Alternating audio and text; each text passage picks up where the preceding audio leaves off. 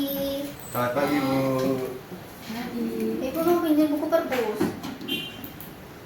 Iya Mbak, bisa presensi dulu menghadap ke komputer. Ibu, terima Terima kasih. kasih.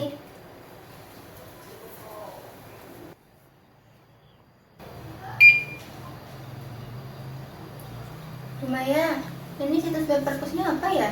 Iya, Bu. Kok ini susah banget ya ini?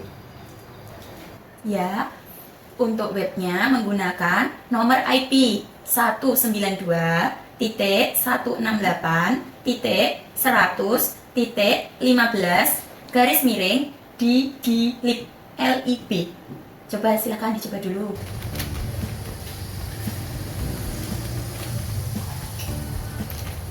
Ini berapa ya? Berapa ya tadi? Coba 100. Terus? Apa ya? Belum aku malah. Lumayan sulit ya? Ya ini kok susah banget ya, Bu? Ya Mbak, coba saya tanyakan ke admin dulu ya. Atau halo? Pak Hafid ya? Ini tuh ada komplain dari siswa terkait web perpus itu kan alamatnya terlalu panjang kalau menggunakan IP. Apakah bisa dibantu untuk dirubah menjadi lebih pendek atau lebih mudah gitu Pak? Saya tunggu. Terima kasih Pak Hafid.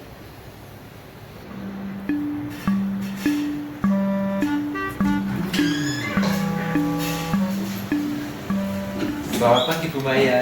Ya pagi Pak Hafid. Ada yang bisa saya bantu Bu? Ada Pak, tadi terkait yang komplain itu minta alamat webnya tidak menggunakan IP. Jadi yang tertera itu lebih mudah gitu loh Pak. Bisa enggak ya?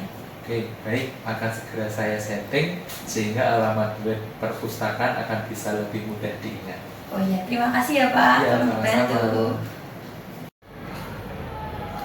Nah, seperti itulah Sobat SMK sekalian, contoh permasalahan yang dapat diselesaikan oleh DNS server.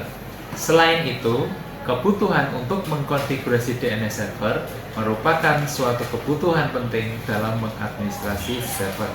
Sekarang, mari kita telah terlebih dahulu apa itu DNS, fungsi DNS, dan cara kerja DNS, serta jenis-jenis DNS agar kita paham betul apa yang akan kita kerjakan. Domain Name System atau DNS merupakan sistem yang menerjemahkan nama domain menjadi alamat IP. Jadi, nama domain yang tadinya hanya dimengerti manusia juga bisa dibaca oleh mesin komputer. Misalkan, kita ingin membuka website perpustakaan sekolah dengan DNS yang kalian bisa mengetik wiyatacendekia.lib pada browser. Lebih gampang kan daripada harus menuliskan IP address seperti 192.168.100.15/digilib. DNS sendiri bekerja pada lapisan aplikasi dan menggunakan protokol UDP pada port 53. Fungsi utamanya adalah penerjemah atau resolver. Sekarang lanjut ke fungsi DNS. Fungsi DNS adalah mencocokkan nama domain dengan IP address, sehingga kita bisa menemukan dan mengakses suatu website ibaratnya seperti menyimpan daftar kontak di handphone. Seperti saat kita ingin menelepon teman kita tinggal mencari nama kontak mereka, jadi tidak perlu mengingat nomor handphone mereka lagi kan?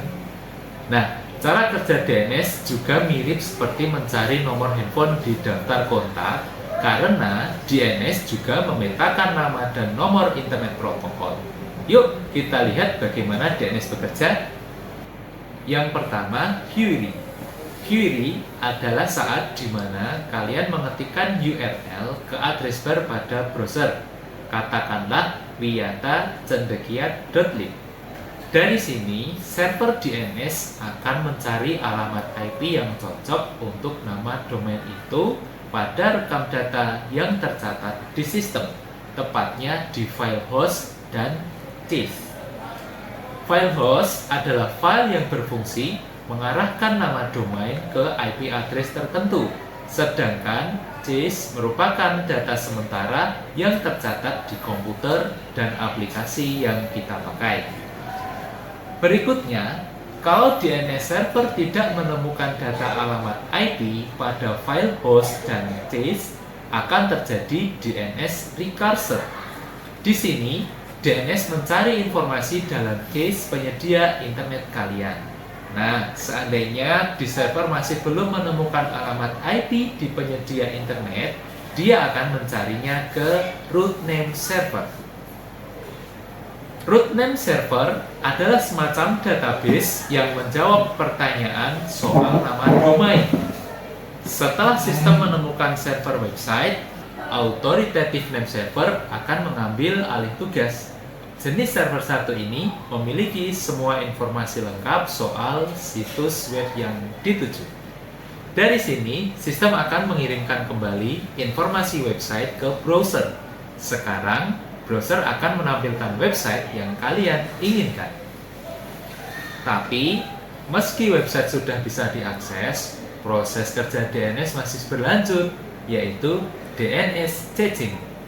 DNS caching adalah proses menyimpan IP address yang didapat dari authoritative name server. Jadi, kalau nanti kita mengetikkan nama domain yang sama, tentunya proses pencarian akan lebih cepat. Nah, secara umum itu tadi cara kerja DNS. Meskipun begitu, ternyata jenis DNS record itu ada banyak dan fungsinya berbeda-beda. Mari kita bahas beberapa jenisnya. Pertama, NS record. Name server record merupakan server yang memiliki database nama domain dan IP address yang berfungsi untuk menyimpan nama domain dan juga record DNS server dari domain tersebut. Sehingga pengguna tidak perlu menghafalkan alamat IP address dari server yang dimiliki. Selanjutnya, A-record.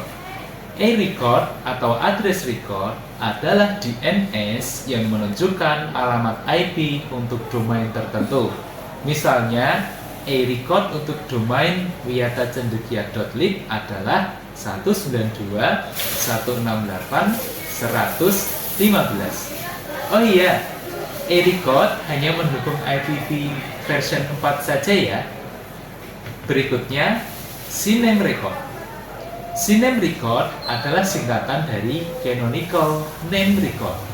Fungsi DNS ini adalah sebagai alias untuk domain lainnya. Jadi, pengguna bisa mengakses satu website yang sama meski nama domainnya berbeda. Dengan kata lain, mengarahkan banyak website ke satu alamat IP yang sama. Misalnya, kita punya subdomain alias.domainanda.com dan alias 2 domainanda.com. Kalian bisa mengarahkan kedua domain tersebut agar mengarah ke satu domain utama, yaitu utama.domainanda.com. Kemudian PTL record. PTL record atau pointer record yaitu record DNS yang berfungsi untuk memetakan IP address ke sebuah hostname. PTL record juga bisa disebut sebagai reverse DNS. Hal ini disebabkan karena PTL record memiliki fungsi yang berkebalikan dengan e-record. Sekarang, kalian sudah tidak bingung lagi kan dengan apa itu DNS? Sekarang, kita akan mulai untuk mengkonfigurasi DNS di server, di mana kita akan konfigurasi secara remote ya.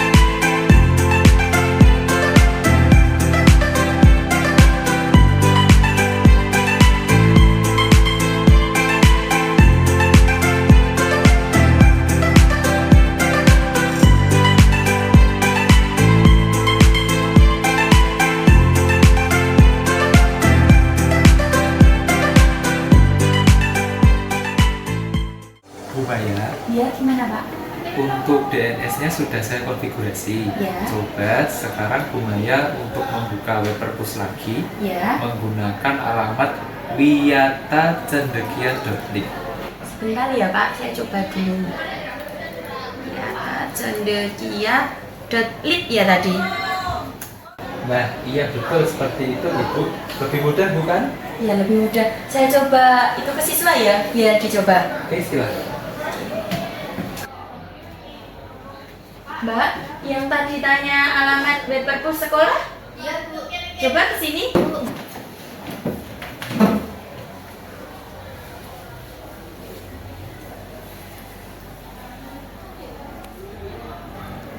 Mbak, coba sekarang melalui komputer, menghadap ke komputer dulu, ke sana nanti. Terus seperti tadi, tetapi alamatnya berubah menjadi wiyatacendekia.lib. LIB.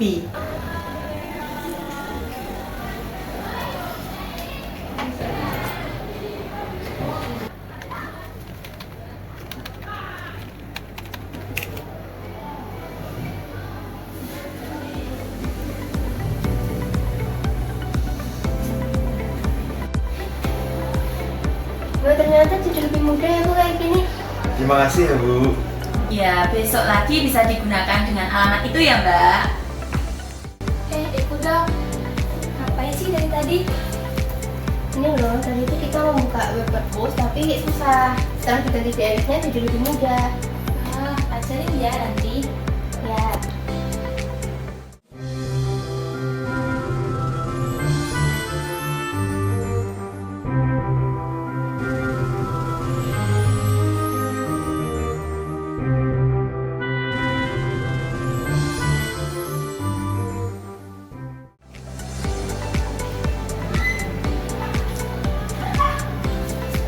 Nah, seperti itulah rekan-rekan guru dan juga siswa sekalian. Manfaat kita dari mengkonfigurasi suatu DNS, maka dari itu akan memudahkan kita ketika kita mengakses sebuah website. Selamat mencoba!